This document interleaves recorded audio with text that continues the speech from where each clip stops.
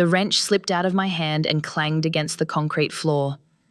I was under the Mustang when my phone lit up with a notification. Instagram. Vanessa Pierce had posted a photo. My son Jordan was down on one knee holding a ring, smiling bigger than I'd ever seen him smile. The caption read, "She said yes, can't wait to start our new chapter with my real family." Real family. I read those 2 words 3 times before they finally sank in. My hands were still covered in engine grease. I'd been working on his wedding gift for 18 years, and I had to find out my son was getting married the same way a stranger finds out, scrolling through Instagram on a Tuesday afternoon in my garage. If you've ever felt invisible to someone you gave everything to, hit that like button right now. Drop a comment below and tell me where you're watching from, because I need to know I'm not alone in this. And if you've stuck around this long, subscribe, because this story is just getting started and you're going to want to hear how it ends. Now let me take you back to the beginning. Back to when Jordan was 8 years old and his mama died. Back to when it was just the 2 of us in Detroit, and all I had was my toolbox, my 2 hands, and a promise I made to her that I'd give our boy the best life I could. My name is Marcus Thompson. I'm 45 years old, and I've been working as a mechanic here in Detroit for the last 26 years. I fix cars. That's what I do. That's what I've always done. And for 18 years, every spare minute I had, I've been fixing one car in particular, a 1967 Ford Mustang Fastback, candy apple red, the car my wife Sarah dreamed about before the cancer took her.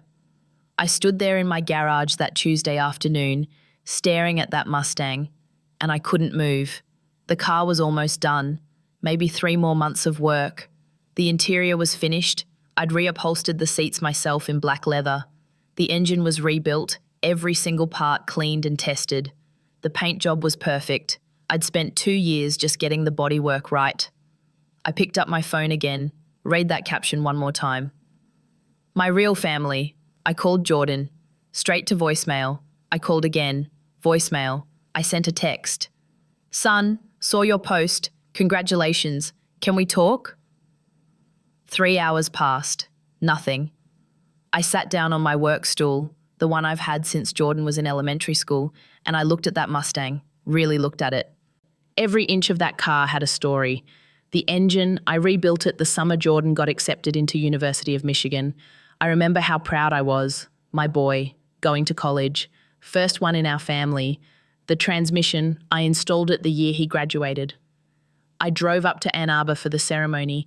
Jordan didn't want me to sit with him and his friends afterward. Said it would be awkward because they were all going to a bar and I wouldn't fit in. I told him it was fine. I understood.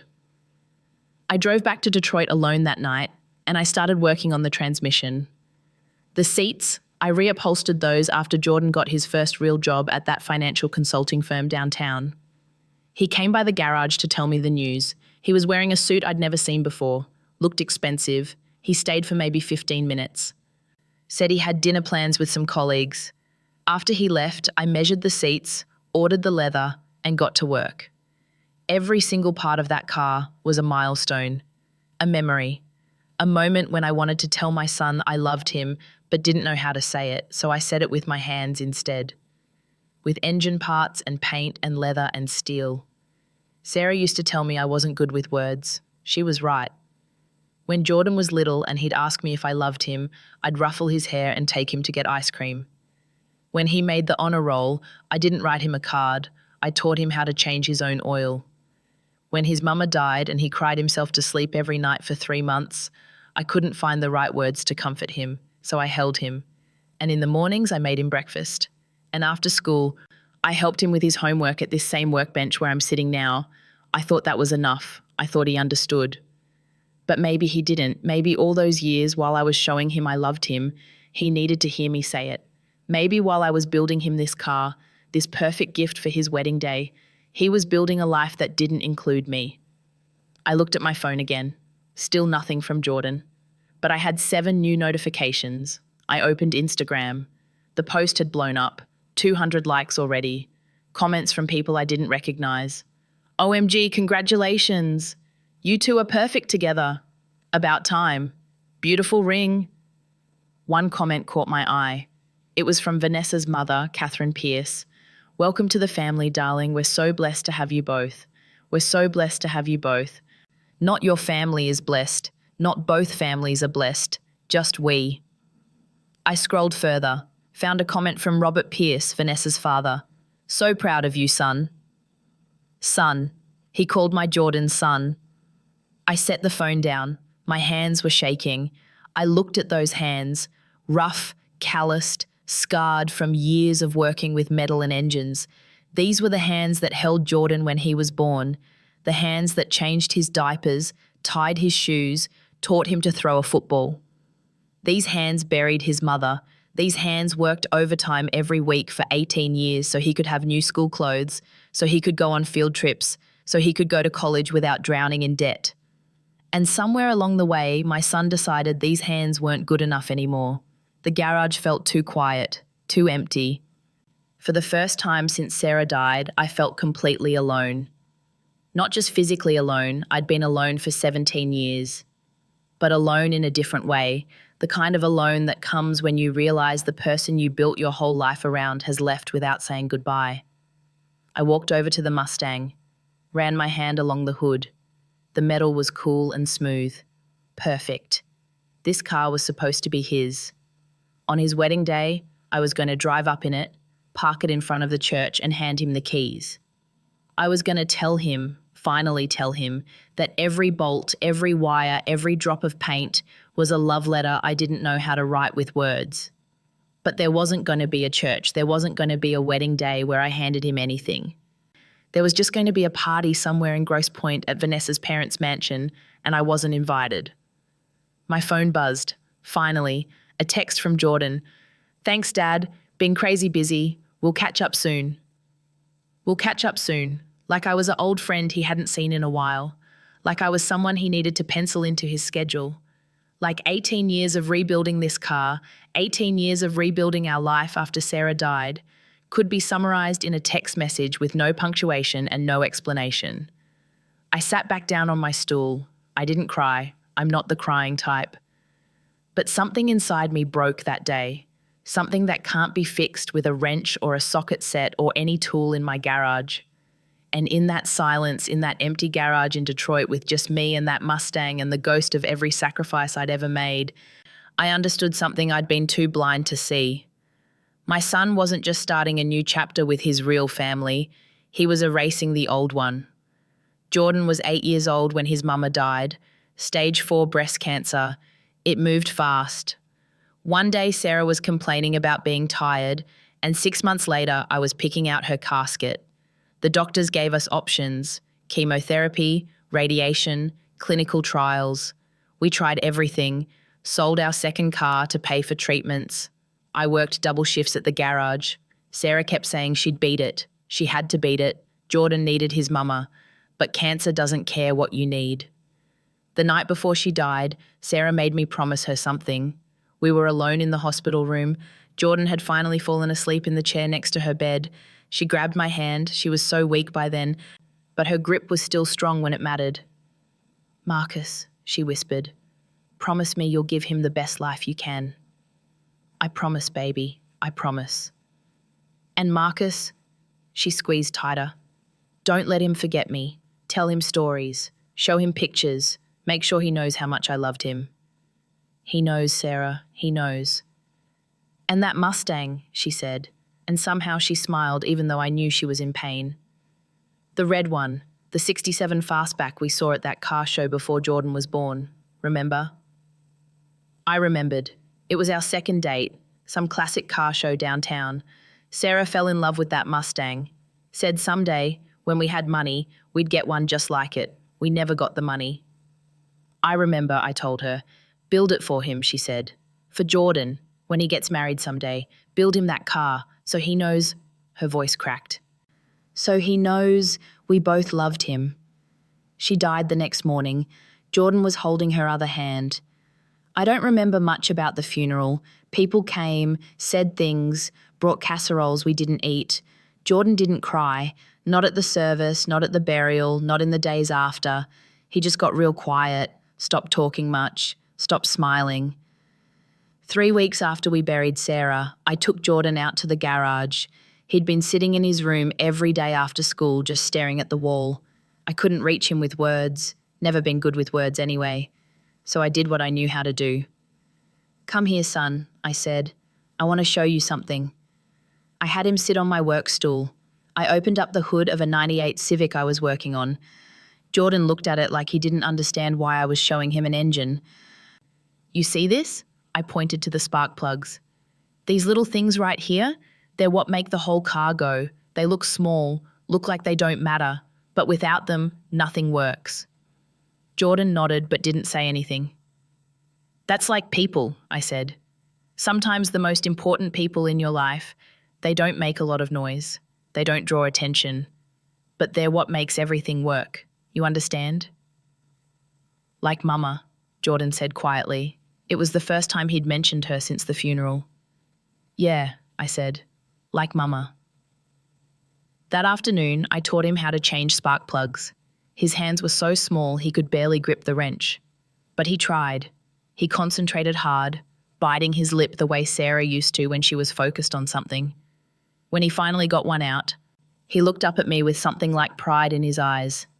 "Good job, son," I said, and he smiled, first time in 3 weeks. After that, Jordan came to the garage with me every day after school. I'd work on customer cars, and he'd sit on that stool and do his homework. Sometimes he'd help me with simple stuff, handing me tools, holding a flashlight. We didn't talk much, didn't need to.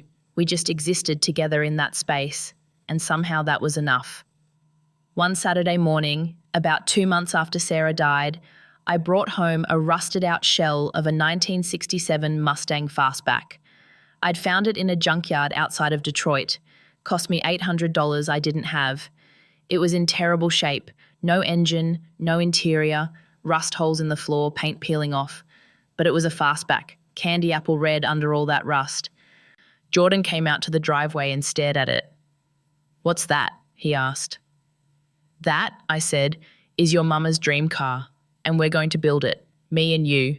It's going to take a long time, maybe years, but when we're done, it's going to be perfect. And someday, when you're grown and you're getting married, it's going to be yours. Deal?"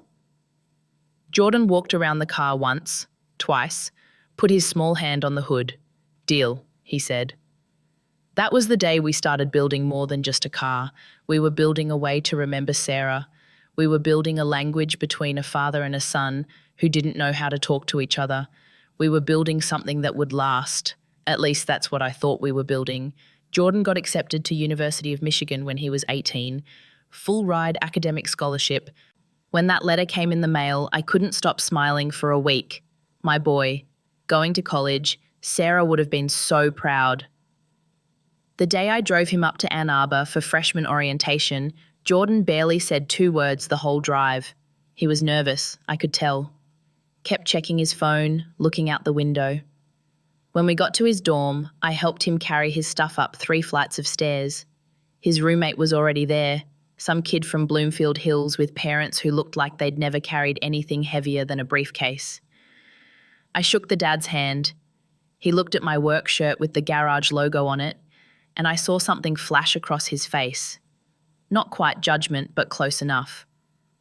"Well," I said to Jordan, "I'll let you get settled."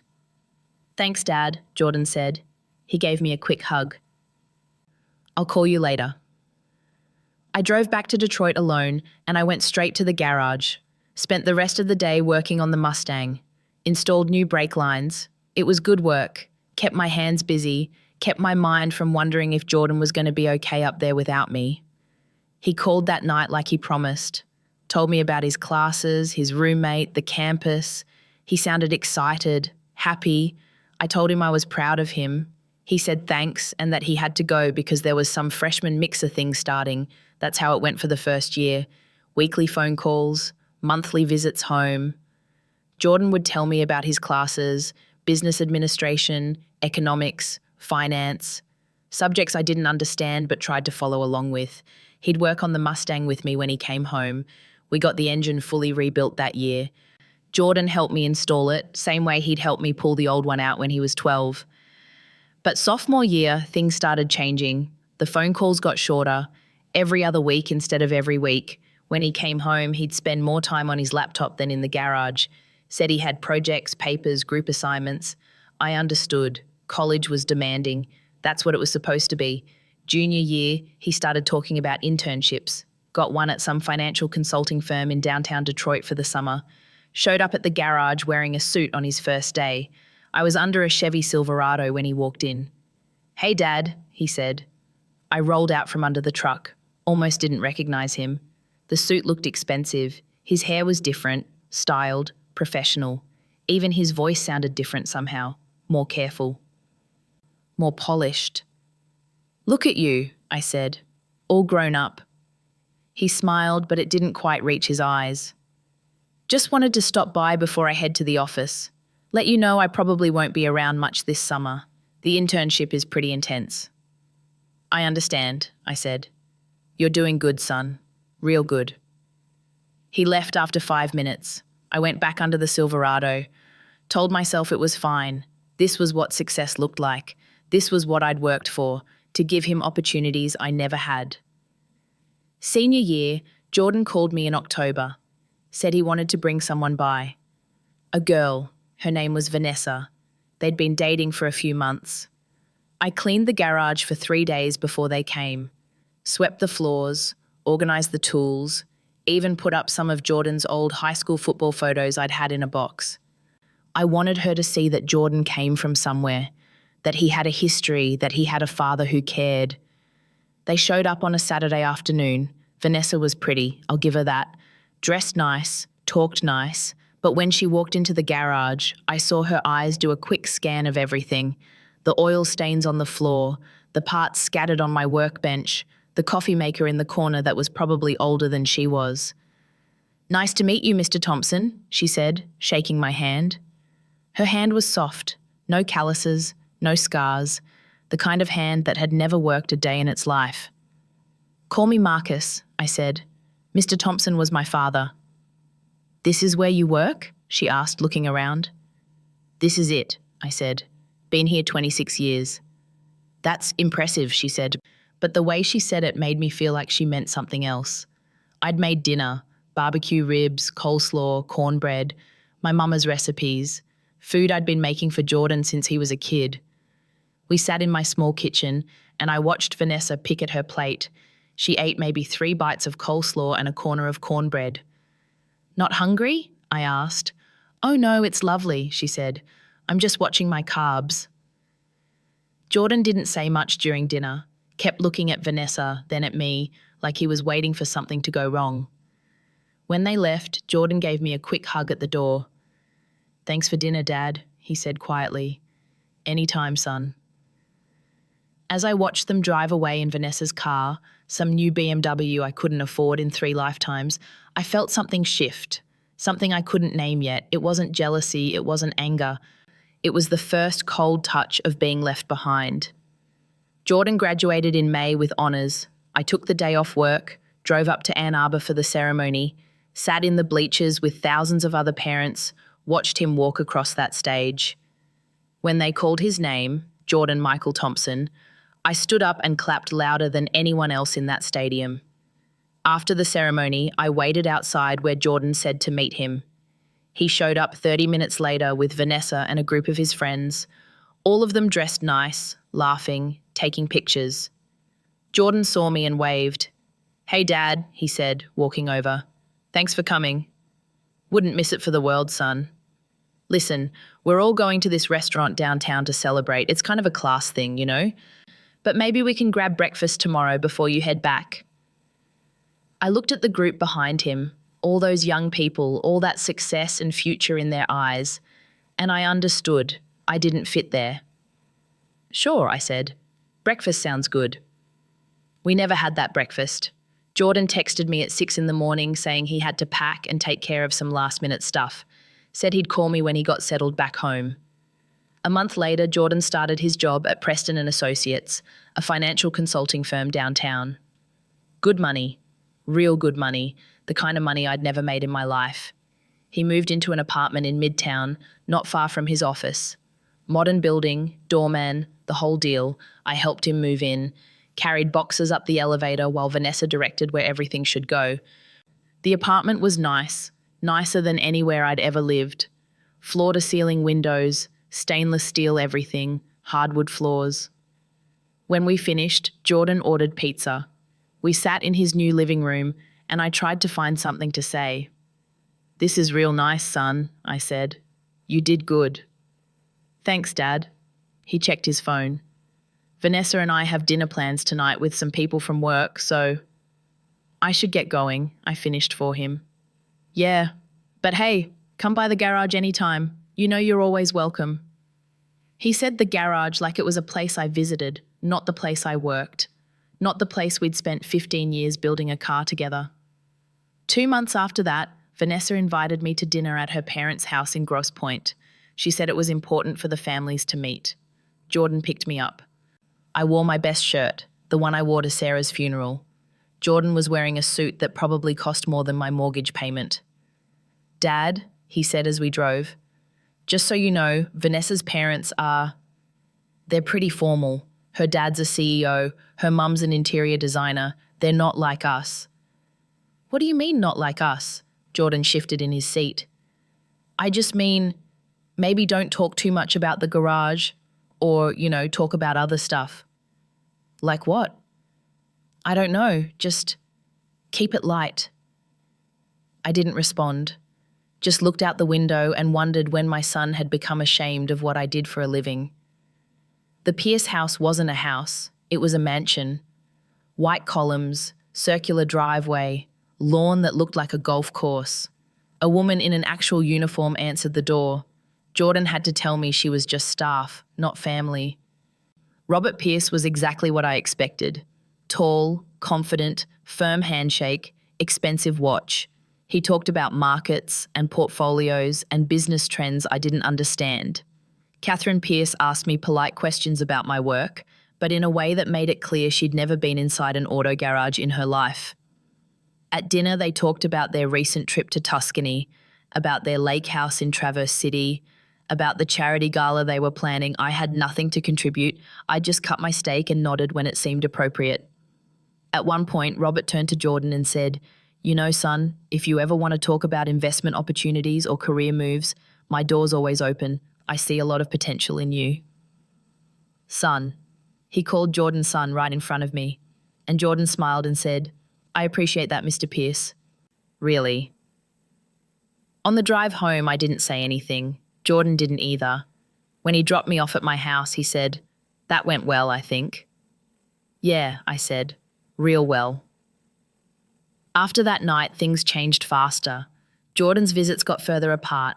Once a month became once every 2 months. Then just holidays. Phone calls turned into text messages. Text messages turned into likes on Facebook posts. I kept working on the Mustang. Every Saturday, every Sunday, every spare hour I had.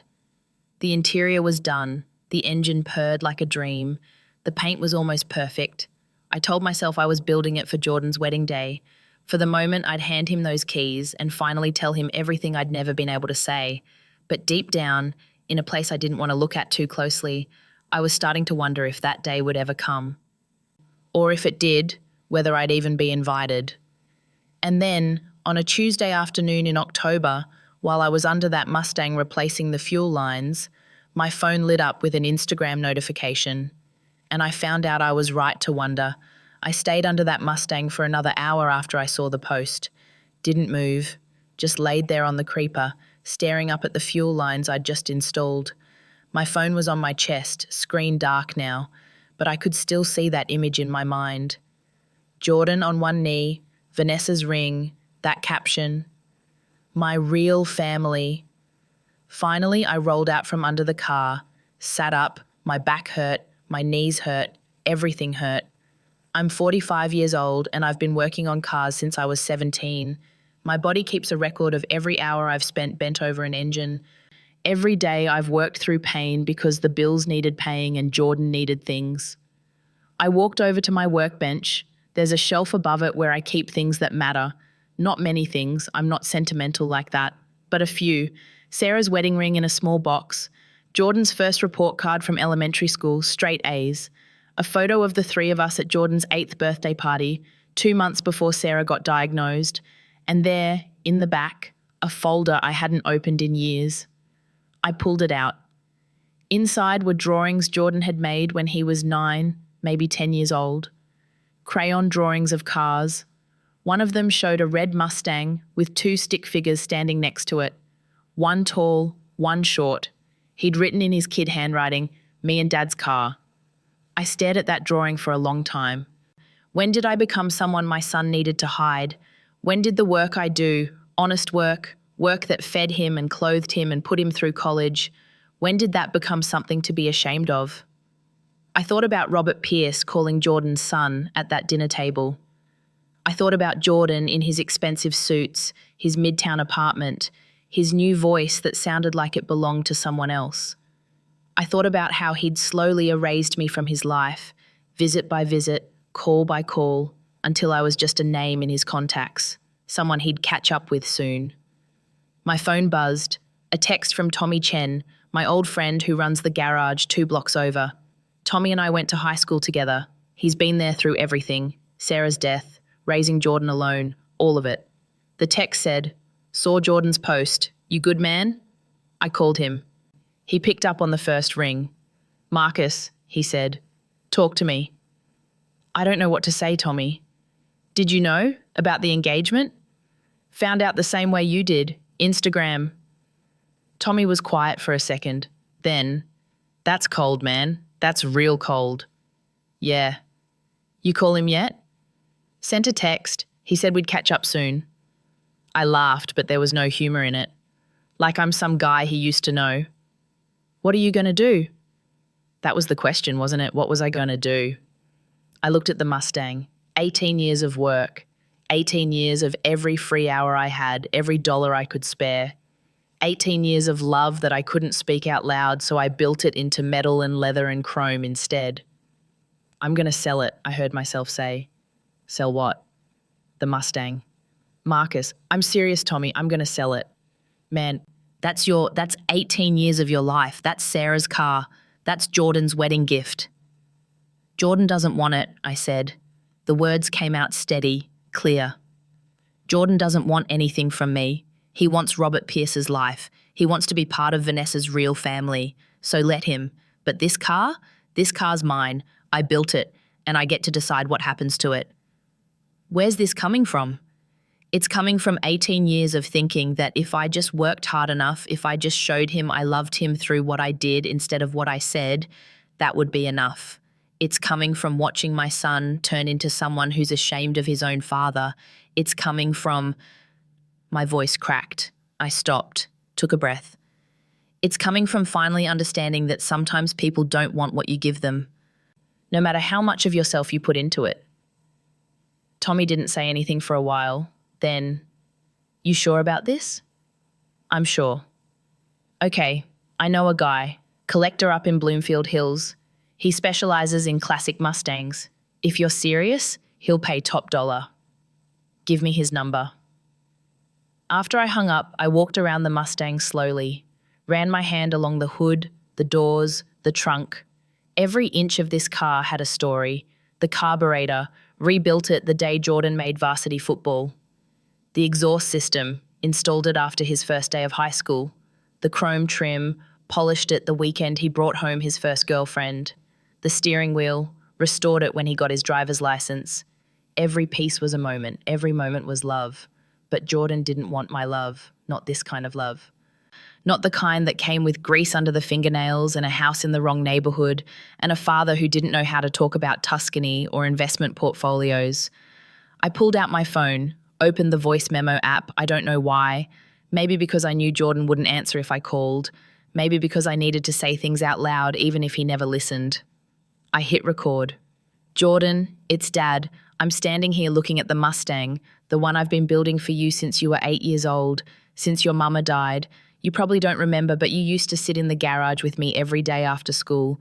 You'd do your homework on that stool right there, and when you finished, you'd help me work on this car. You'd hand me tools, hold the flashlight, ask me questions about how engines work. You drew pictures of this car, said it was me and Dad's car. I kept those drawings.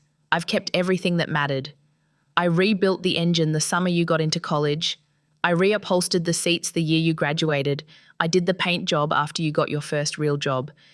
Every major moment in your life, I celebrated by putting another piece of this car together. Because I'm not good with words, son. I never have been. But I really thought that you understood what I was trying to say. Today, I found out you're engaged. I found out on Instagram, along with 200 other people who don't know you like I do, who didn't change your diapers or teach you to ride a bike or sit with you in the hospital when you broke your arm in 5th grade, who didn't bury your mother and then try to be both parents for the next 17 years. And you know what hurt the most? It wasn't that you didn't tell me, it was that caption, my real family, like I'm not real, like these 18 years weren't real, like this car and this garage and everything I've given you, like none of it's real because it doesn't come with a mansion in Grosse Pointe and a father who wears suits to dinner. So I'm going to sell this car, Jordan. I'm going to sell it to someone who'll appreciate what it is, someone who'll understand what went into building it. And I'm going to take that money and I'm going to do something with my life that doesn't involve waiting for you to remember I exist. I love you, son. I've always loved you. But I'm done being the father you're ashamed of. I'm done being someone you have to hide. I'm done making myself smaller so you can feel bigger in your new life. If you want to talk to me, really talk to me, you know where to find me, but it won't be at your wedding, because if I'm not your real family, then I don't belong there. I stopped recording, stared at the file. 8 minutes and 43 seconds. The longest speech I'd ever made in my life. I didn't send it. Not yet. First, I was going to finish this car, going to make it perfect, and then I was going to sell it for everything it was worth. Because Jordan was right about one thing. Some families are real, and some families are just people who share the same last name but don't share anything else anymore. It was time I figured out which one I had. I spent the next 3 days finishing the car, adjusted the timing on the engine until it purred exactly right, detailed the interior until the leather gleamed, waxed the candy apple red paint until I could see my reflection in it, checked every bolt, every wire, every connection, made sure everything was perfect. Tommy came by on Thursday with his guy, Gerald Hutchinson, collector from Bloomfield Hills, 60-something, grey hair, expensive jacket, the kind of guy who probably had 10 classic cars in a climate-controlled garage. Gerald walked around the Mustang 3 times without saying a word, got down on his knees to look at the undercarriage, popped the hood and studied the engine for a solid 10 minutes. Finally, he straightened up and looked at me. "This is remarkable work," he said. "Absolutely remarkable. How long did this take you?" 18 years? His eyebrows went up. 18 years. Started it when my son was 8. Was building it for his wedding gift. Gerald looked at me carefully. Was? Plans changed. He nodded slowly, like he understood there was a story there he wasn't going to ask about. Smart man. "I'll give you $85,000 for it," he said. $85,000. More money than I'd ever had at one time in my life. Tommy whistled low behind me. "Sold," I said. We did the paperwork right there in my garage. Gerald wrote me a check, handed me his card. "If you ever decide to build another one," he said, "call me. You've got a gift." This was the only one, I told him. After Gerald left, after I watched that Mustang roll out of my garage on the back of a flatbed truck, I stood there for a long time. The garage felt too big suddenly, too empty. For 18 years, that car had been the center of everything, and now it was gone. I picked up my phone, found that voice memo from 3 days ago, the 8-minute one, and I sent it to Jordan. Then I turned off my phone and went inside. I turned my phone back on Saturday morning, 47 missed calls, 63 text messages, all from Jordan. The text started confused. "Dad, what's this voicemail about? Call me." Then concerned, "Dad, seriously, call me back. Are you okay?" Then panicked. "Where's the Mustang? I drove by the garage. It's gone. Dad, where is it?" Then angry. "You can't just sell my car. That was mine. You said it was for me. This is insane. Call me right now. Vanessa's family wants to meet you before the wedding. We need to talk about this." The last text, sent at 2 a.m., How could you do this to me? I read every single one. Then I set the phone down and made myself breakfast. Eggs and toast, coffee. Took my time. For the first time in 3 days, I wasn't thinking about that car. The phone rang. Jordan. I let it go to voicemail. It rang again and again and again. Finally, I picked up. Dad.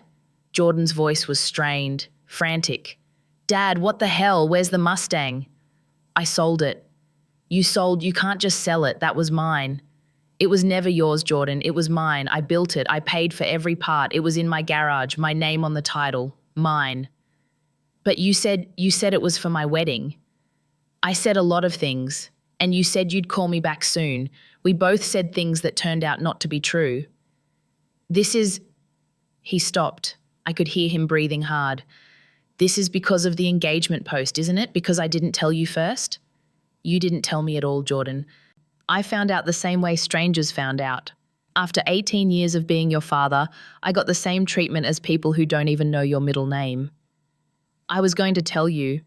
When? Before or after the wedding I'm apparently not invited to? Silence. Who said you're not invited? His voice was quieter now. You did. With that caption, my real family. Message received, son. Loud and clear. Dad, that wasn't about you. Then who was it about? Who's the fake family in this scenario? More silence. I need that car back, Jordan said finally. Gerald Hutchinson, right? I saw the paperwork in the garage.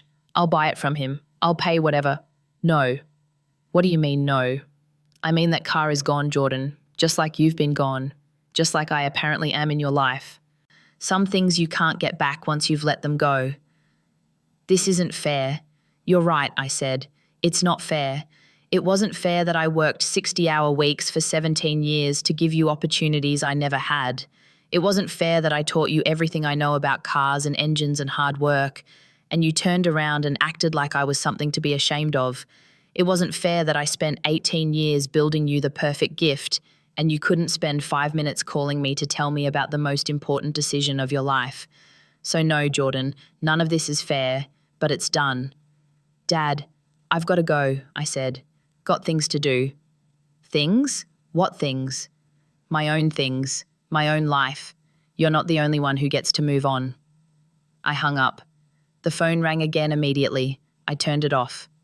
That night, I sat in my living room with a beer I didn't really want and the check from Gerald Hutchinson on the coffee table in front of me.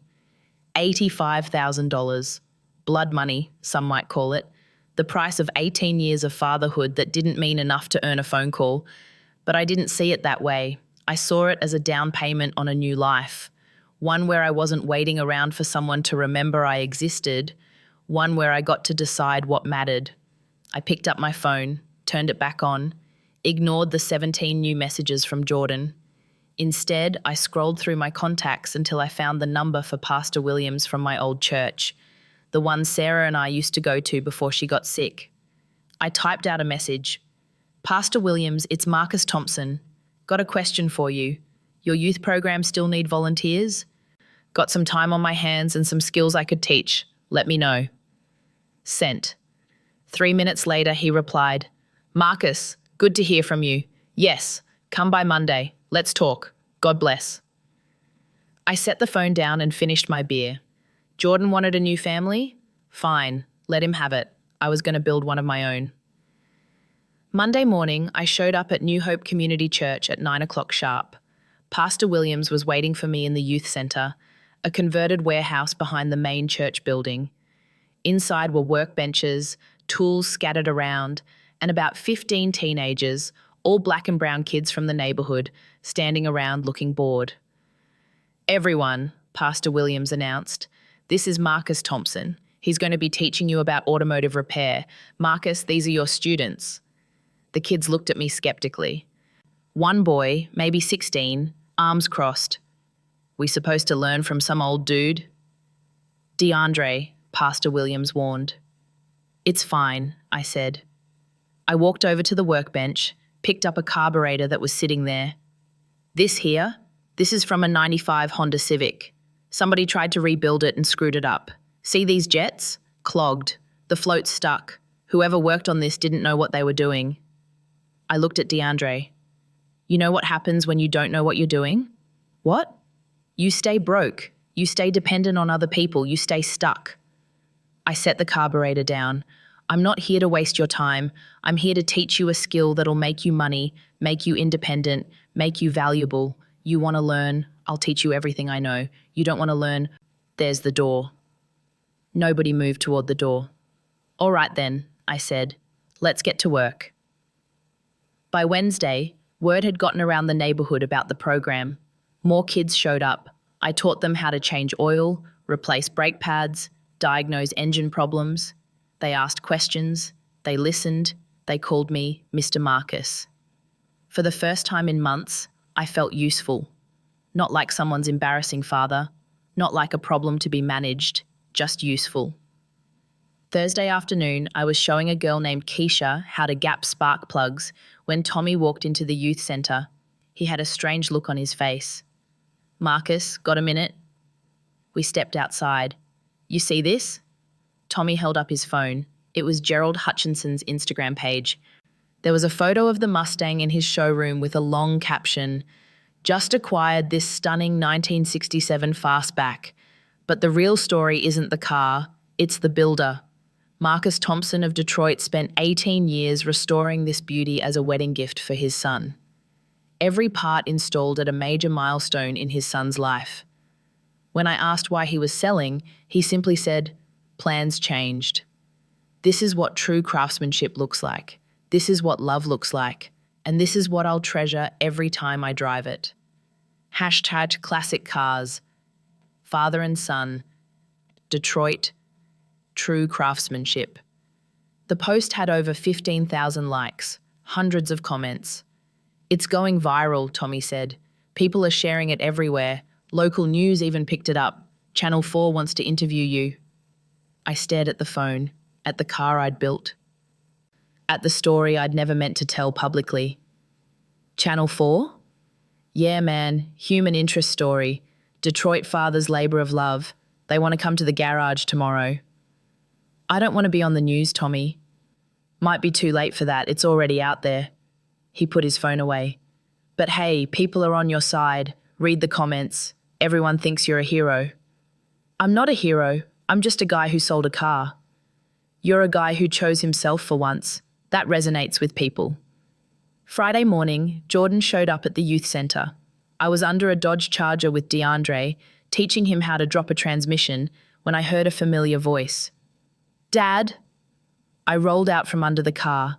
Jordan was standing there in his work clothes, dress pants, button-down shirt, no tie. He looked tired, stressed. The kids had all stopped working and were watching us. Jordan, can we talk? Alone? I looked at DeAndre. Keep going. Remember, support the transmission before you disconnect the crossmember. Don't let it drop. Yes, sir, Mr. Marcus. The Channel 4 news segment aired that Sunday night. I didn't watch it live, didn't even own a TV anymore. But Tommy recorded it and showed me Monday morning at the garage. The reporter, a young woman named Jessica Torres, had done a good job. She interviewed me at the youth centre, showed footage of me teaching the kids, talked about Sarah and how the Mustang was her dream car. She interviewed Gerald Hutchinson, who spoke about the craftsmanship and the love that went into every detail. She even got comments from some of the kids. DeAndre, on camera, Mr. Marcus don't just teach us about cars. He teaches us about showing up, about doing quality work, about being proud of what you do with your hands. The segment was 3 minutes long. They titled it, Detroit Father's Labor of Love, When a Gift Becomes Goodbye. By Tuesday morning, it had been shared 30,000 times. By Wednesday, my phone wouldn't stop ringing. Other churches wanted me to start programs. Community centres reached out. A local trade school offered me a part-time teaching position. Someone from Ford Motor Company, actual Ford, emailed asking if I'd be interested in consulting on their skilled trades apprenticeship program. Tommy walked into the garage Wednesday afternoon, shaking his head and grinning. You're famous, man. I'm not famous, I'm just a guy who got interviewed. A guy who got interviewed by Good Morning America. They called the church. They want you on next week. What? National television, Marcus. Your story's resonating. Single father, blue-collar work, sacrifice, boundaries, people are eating it up. I sat down on my stool, the same stool Jordan used to sit on when he did his homework. This was never what I wanted. I didn't sell that car to become a story. I sold it to take back my dignity. I don't want to be on Good Morning America, Tommy. Too late. Pastor Williams already said yes. Monday morning, they're flying you to New York. Thursday afternoon, I was at the youth centre when my phone buzzed with an email. The sender, Robert Pierce. I almost deleted it. But curiosity got the better of me. Mr. Thompson, I hope this email finds you well. I recently saw the news segment about the Mustang, and I'll admit it gave me perspective I didn't have before. I've spent considerable time with Jordan over the past 2 years, and I've grown quite fond of him. I won't pretend to understand the full complexity of your relationship, but I recognize that my family may have unintentionally contributed to the distance between you. I'm also a father. I have a daughter, Vanessa, who I love deeply, and watching that segment made me think about what I would feel if she ever treated me the way Jordan appears to have treated you. I'd like to speak with you if you're willing. Perhaps we can meet for coffee. I understand you may have no interest in reconciling with Jordan, and I respect that, but I'd like to understand your perspective better. I've also done some research on the youth program you've started. My company has a community outreach budget, and I'd like to discuss potential funding. Please let me know if you're open to meeting. Respectfully, Robert Pierce. I read it 3 times. This was the man who'd called Jordan son at that dinner table. The man whose world Jordan wanted to belong to so badly, he'd erased his real father to make room. And now he wanted to meet for coffee. I forwarded the email to Tommy with no comment. He called me 30 seconds later. You gonna meet him? I don't know. What's there to think about? Man's offering to fund your program. It's not about the money. Then what's it about? I looked around the youth centre, at DeAndre working on that charger, at Keisha rewiring a dashboard, at 8 other kids learning skills that would change their lives. It's about who I'm doing this for, I said. I'm not doing it to prove something to Jordan. I'm not doing it to impress Robert Pierce. I'm doing it because it matters. And the moment I start making decisions based on what Jordan's other family thinks, I've lost the whole point. So that's a no? I'll think about it. Friday night, 1 week before Jordan's wedding, I sat in my empty garage. The space where the Mustang used to be was just empty concrete now.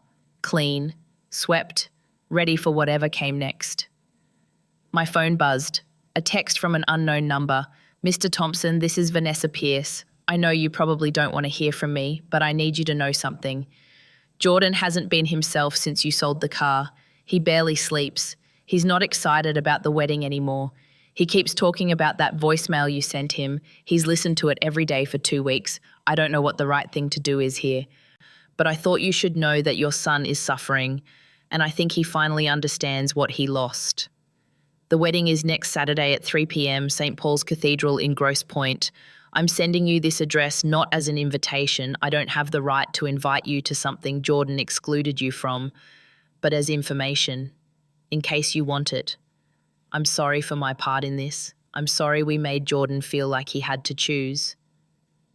Vanessa. I stared at that text for a long time. Jordan was suffering. Good. Maybe suffering would teach him what 18 years of comfort hadn't. Maybe suffering would make him understand that actions have consequences and that you can't erase the people who built you and expect to feel whole. But suffering wasn't the same as understanding, and understanding wasn't the same as change. I didn't respond to Vanessa's text. Instead, I pulled up my calendar. Next Saturday at 3 p.m, I had a session scheduled at the youth centre. DeAndre was going to do his first solo engine rebuild. He'd been working toward it for weeks. I wasn't missing that. Not for a wedding I wasn't invited to. Not for a son who needed to learn that love isn't just something you take, it's something you give back. Saturday morning, December 20th, Jordan's wedding day. I woke up at 6, same as always, made coffee, ate breakfast, put on my work clothes, jeans, flannel shirt, steel-toed boots, drove to the youth centre. DeAndre was already there when I arrived at 8. He'd gotten there early, wanted to prep everything himself. The 98 Honda we'd been working on was up on the lift, engine bay empty, waiting for the rebuilt motor he'd spent 6 weeks putting together. "Morning, Mr. Marcus." "Morning, DeAndre. You ready for this?" He nodded, but I could see the nerves in his eyes. "What if I mess it up?" "Then you'll learn something. That's what mistakes are for." By 9 o'clock, the other kids had shown up to watch. Keisha, Jamal, Tremaine, all of them. Even Pastor Williams came by with coffee and donuts. "Big day," Pastor Williams said quietly to me. "How you doing?" "I'm good." "You know what time the wedding is?" 3 o'clock. "You thought about going?" "Thought about it, decided against it." He nodded slowly. "Sometimes the hardest thing and the right thing are the same thing." "Yeah," I said. "Sometimes they are." At 10:47 a.m., DeAndre lowered the rebuilt engine into the Honda's bay. His hands were steady. His measurements were perfect. Every connection, every bolt, every wire, he did it by himself. I stood back and watched, only correcting him once when he forgot to torque the motor mounts to spec. By noon, the engine was in.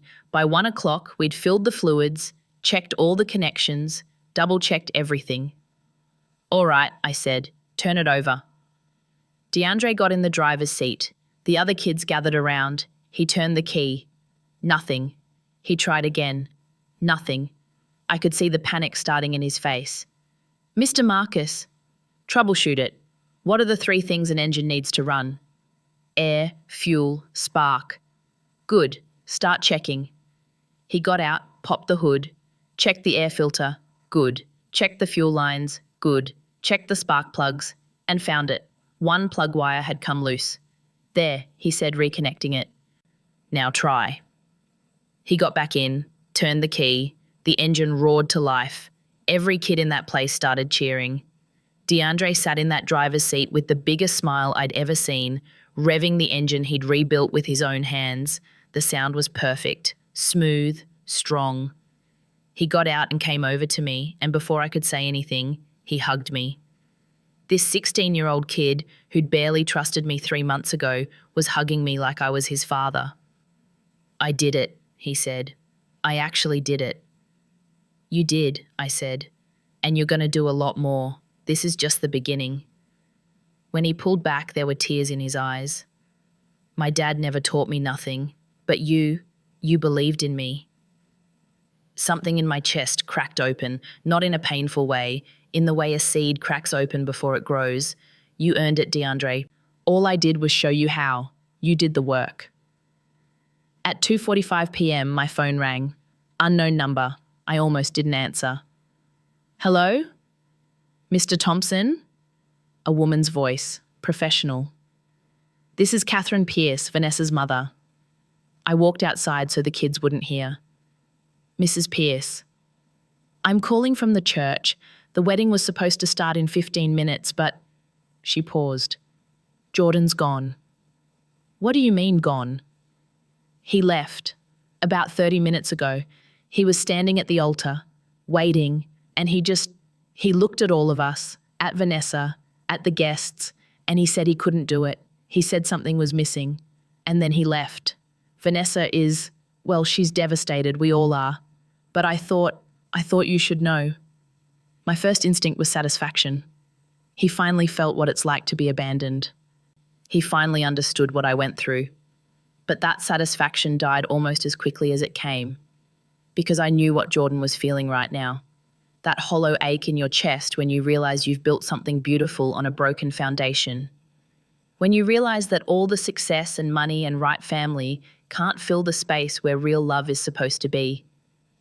"Mrs. Pierce," I said, "I appreciate the call, but this isn't my situation to fix." "I understand, but if you happen to speak with him, his phone is off. No one can reach him.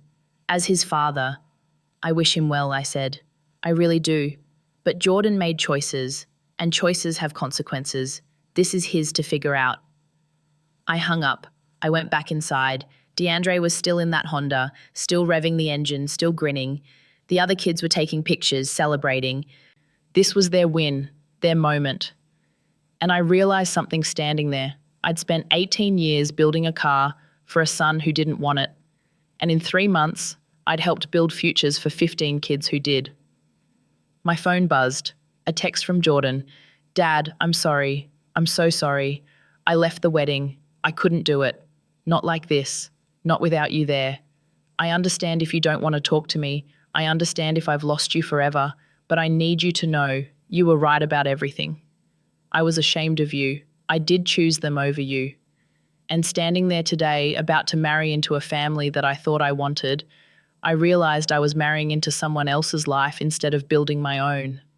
I don't know how to fix this. I don't know if I can, but I'm going to try. I'm going to spend the rest of my life trying. I love you, Dad. I never stopped loving you. I just forgot how to show it. I read the text 3 times. Part of me wanted to respond immediately, to tell him to come to the youth centre, to forgive him right now, to make everything okay again. But another part of me, the part that had grown over these past few months, knew better. Words were cheap. Jordan had been good with words his whole life. What he needed now wasn't more words. What he needed was to learn what I'd learned. That love isn't just something you feel, it's something you do. Every day, even when it's hard, even when it's inconvenient, even when nobody's watching. I typed a response. I appreciate you telling me this. But words aren't enough anymore, Jordan. If you want to rebuild what we had, you're going to have to do the work. Real work. The kind that takes time and shows up consistently and doesn't quit when things get hard. I'll be at the youth centre every Monday, Wednesday and Friday from 9 a.m. to 5 p.m. If you want to learn how to rebuild something, that's where you start. I sent it. Then I put my phone in my pocket and walked over to DeAndre. How's she running? Perfect, Mr. Marcus. Absolutely perfect. Good, I said. Now let's teach you how to maintain it, because building something is only half the job. The other half is taking care of it once it's built. DeAndre nodded seriously. Yes, sir. And as I stood there in that youth centre, surrounded by kids who wanted to learn from me, who respected what I knew, who saw value in the work I did, I felt something I hadn't felt in years. Peace. Not the kind of peace that comes from getting what you want. The kind that comes from knowing who you are and standing firm in it. Jordan had left his wedding. He'd finally realised what he'd lost. And maybe someday, if he did the work, we'd rebuild what we'd had. Or maybe we wouldn't. Either way, I was going to be okay. Because I'd learned what took me 45 years to understand. You can't make someone value you. You can only decide to value yourself. And on that Saturday in December, while my son's wedding fell apart in Grosse Pointe, I stood in a garage in Detroit teaching kids how to build engines, and I was exactly where I was supposed to be. People ask me now if I regret selling that Mustang. The answer is no. That car represented 18 years of love I couldn't speak out loud. And for 18 years, I thought that was enough. I thought if I just worked hard enough, sacrificed enough, showed him through my actions that I loved him, I thought that would be enough. But here's what I've learned. Love without respect isn't love. It's just service. And if you teach someone that they can take everything you give without giving anything back, you're not loving them. You're enabling them to become someone who doesn't know how to love. I enabled Jordan. I made it so easy for him to have everything he needed that he never learnt to value what it cost. The late nights I worked, the overtime shifts, the dreams I put aside. He never saw any of that as sacrifice because I never let him see it. I wanted to protect him from struggle. Turns out struggle is what teaches you gratitude. Sarah used to tell me I needed to let Jordan fail sometimes, let him face consequences, let him learn that actions matter. But after she died, I couldn't do it. Every time Jordan made a mistake or fell short, I fixed it for him. Because fixing things is what I know how to do. It's what I'm good at. Except you can't fix people, and you can't build character for someone else. They have to build it themselves. I think about all the fathers out there like me, the ones who work with their hands, the ones who come home exhausted and covered in grease or dirt or paint, The ones who don't know how to say I love you, so they say it by showing up every day, by keeping the lights on, by making sure their kids have what they need. To those fathers, I want to say this: your work matters. The fact that you show up every day, that matters. The calluses on your hands, the ache in your back, the years you've given, that all matters. Don't let anyone make you feel like honest work is something to be ashamed of. But also understand this: your kids need more than just your sacrifice. They need to see that you value yourself. Because if you don't value yourself, why should they? I taught Jordan how to rebuild engines. I should have also taught him that the man teaching him was worth respecting. Not because of what I could give him, but because of who I was. I should have set boundaries years ago. I should have said, no, Jordan, you don't get to treat me like I'm invisible and still expect me to be there whenever you need something. But I didn't. Because I was afraid that if I stood up for myself, I'd lose him. Turns out I lost him anyway. The difference is this time I didn't lose myself. There's a verse my mama used to quote from the Bible: train up a child in the way he should go, and when he is old, he will not depart from it. For years, I thought that meant teach your kids skills, teach them to work hard, teach them to be responsible. But lately, I've been thinking it means something else too.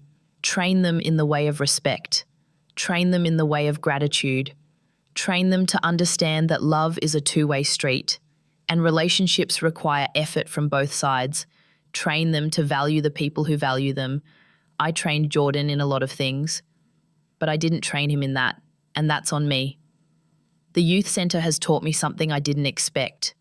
These kids, DeAndre, Keisha, Jamal, Tremaine, all of them, they didn't come from easy lives. Most of them have single parents working multiple jobs. Most of them have seen struggle up close. And because they've seen it, they appreciate it when someone shows up for them. They don't take it for granted. DeAndre told me last week that his mum cried when he told her about rebuilding that engine. She said it was the first time in years she'd seen him proud of himself, proud of something he built with his own hands. That's when I realised I'm not replacing Jordan with these kids. I'm not trying to find a substitute son. I'm just doing what I should have been doing all along. Living my life with purpose, using my skills to make a difference, investing in people who actually want what I have to offer. And if Jordan wants to be part of that life, he's welcome. But he has to choose it. He has to show up. He has to do the work. I'm done chasing people who are running away from me. Someone asked me the other day if I'd ever build another car like that Mustang, another 18-year project, another labor of love. I said no, not because I don't have love to give, but because I've learnt that some things aren't meant to be projects. Some things need to be relationships, equal, mutual, reciprocal. If I ever build another car, it'll be because I want to build it, not because I'm trying to prove my love to someone who should already know. Last Monday, Jordan showed up at the youth centre. He didn't call first, didn't text, just showed up at 9 a.m, wearing jeans and a t-shirt I hadn't seen him wear in years. He looked nervous, younger somehow, like the college kid who used to help me work on the Mustang before everything changed. I'm here to learn, he said, if you'll teach me. I didn't hug him, didn't make a big speech, just handed him a wrench and pointed at the Chevy Malibu DeAndre was working on. You can start by helping with the brake job. DeAndre's the lead. You follow his instructions. Jordan looked at DeAndre. DeAndre looked at me. Yes, sir, Mr. Marcus, DeAndre said. Come on, man, I'll show you what we're doing.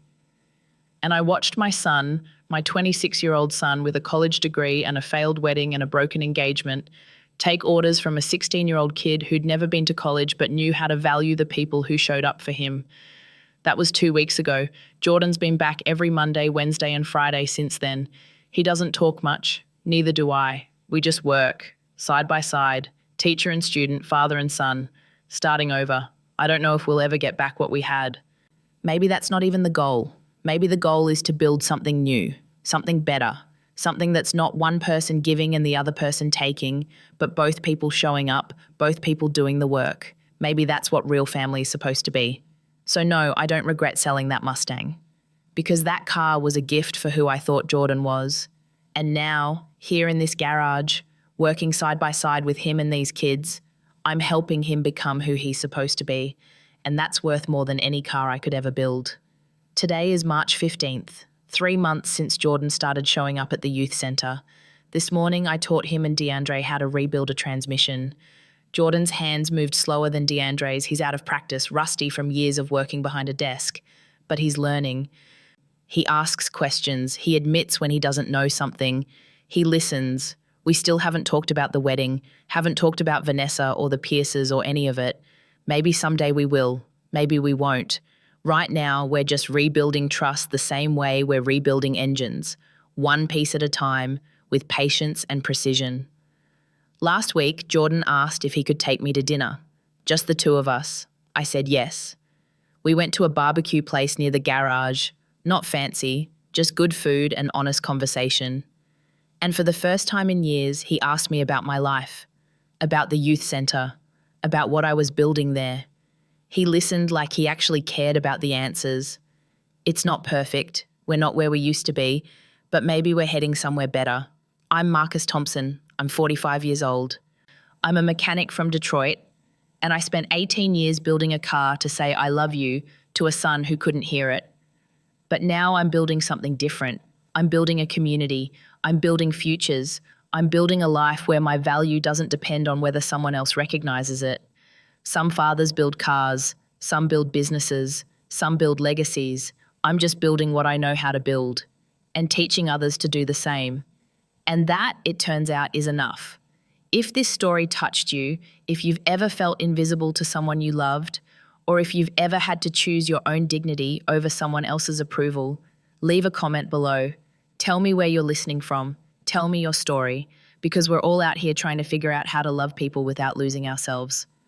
Subscribe to this channel if you want more true stories told with honesty. Stories about real people making hard choices. Stories that remind you that you're not alone. Share this with someone who needs to hear it. Maybe it's a father who works hard and feels unseen. Maybe it's a son who needs to understand what sacrifice looks like. Maybe it's just someone who needs permission to value themselves. Thank you for listening all the way through. Thank you for letting me tell my story. May you find the strength to build what matters, and may you never forget your own worth.